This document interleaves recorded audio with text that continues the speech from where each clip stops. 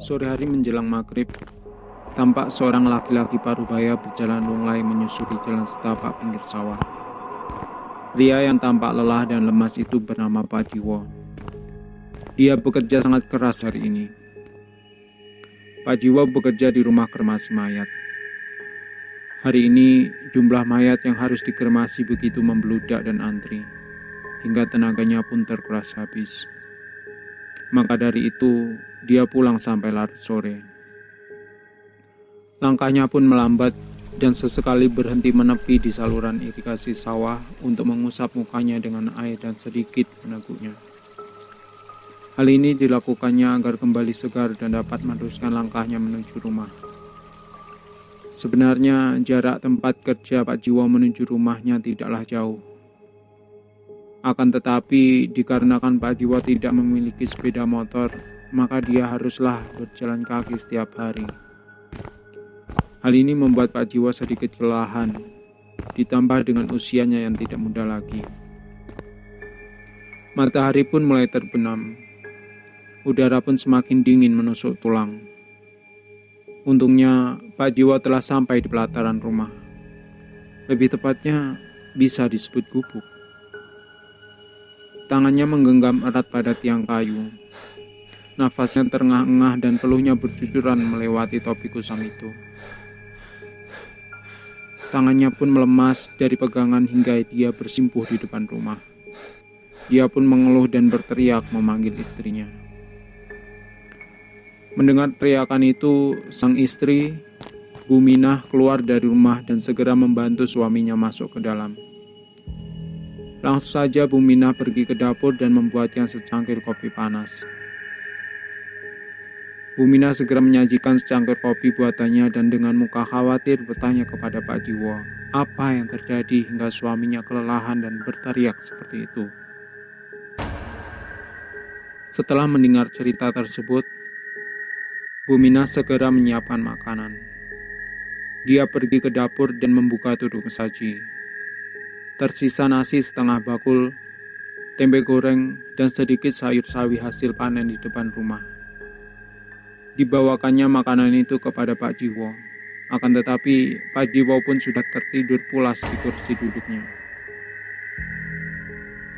Keesokan harinya, Pak Jiwo merenung di pelataran rumah. Dia merasa sudah tidak betah dengan kondisinya saat ini.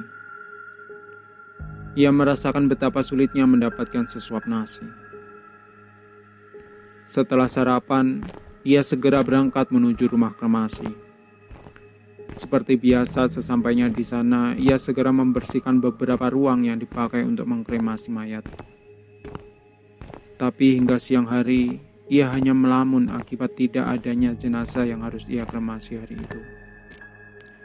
Hingga pukul 2 sore hari itu, seseorang mengirim mayat keluarganya untuk meminta agar mengkremasi mayat tersebut. Pak Jiwo segera membawa peti mayat itu ke dalam ruang kremasi dan meminta keluarga almarhum kembali besok untuk mengambil abu jenazah. Saat Pak Jiwo menyusun kayu, ia terbesit untuk melakukan sesuatu yang gila. Ia mulai melihat ke dalam peti, mengamati jenazah segar yang baru mati siang ini. Dengan langkah cepat, ia tergesa-gesa mengambil parang.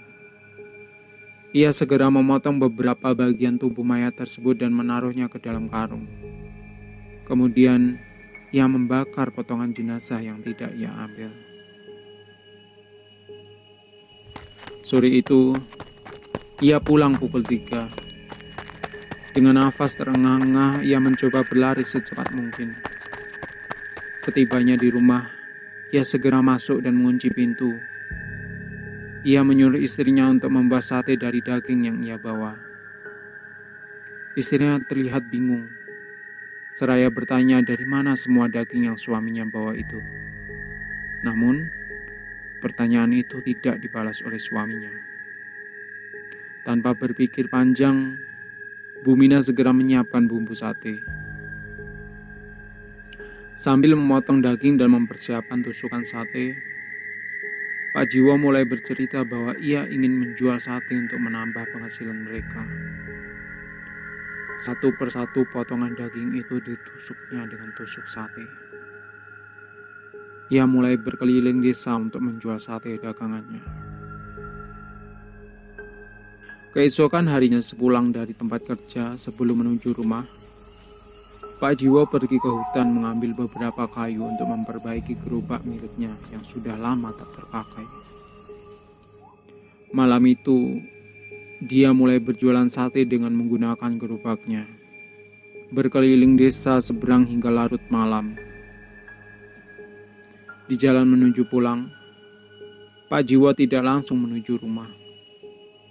Dia merubah arah jalurnya menuju tempat kremasi dan memasukkan mayat yang telah disembunyikan sebelumnya ke dalam gerobak. Sesampainya di rumah, rasa lelah pun mulai menghampiri diri Pak Jiwo. Tapi dia harus menyelesaikan semua pekerjaan ini dengan cepat sebelum ketahuan oleh istrinya yang sudah terlelap tidur. Setelah mengambil daging mayat itu, dia segera membuang tulang-tulangnya ke dalam galian sampah yang telah dia buat sebelumnya di belakang rumah. Dia bergegas membersihkan diri dan menyentor bekas tempat itu dengan air sabun dan diberi wewangian. Akan tetapi, ada satu hal yang dia lupa selesaikan sebelum dia masuk ke dalam rumah.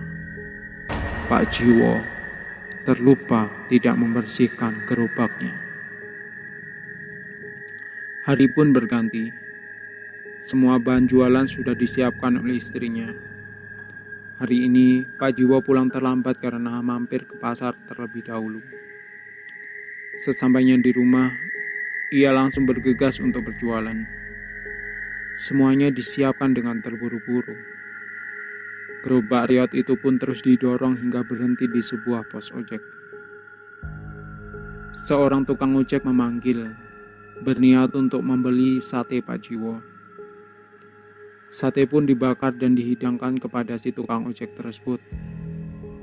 Karena dalam kondisi lapar, tukang ojek itu pun segera memakan sate dan duduk di samping gerobak. Di sisa-sisa terakhir gigitan, secara tidak sengaja dia melihat rambut tersangkut di engsel pintu gerobak dan juga bekas darah di sela-selanya. Tukang ojek itu pun mulai curiga akan apa yang telah ia lihat. Merasa penasaran, tukang ojek itu mengikuti Pak Jiwo dari jauh. Benar apa yang ia curigai. Dia menyaksikan Pak Jiwo memasukkan sebuah bungkusan besar ke gerobak dan dibawanya pulang. Rasa penasaran pun membawa si tukang ojek terus mengikuti hingga rumah Pak Jiwo.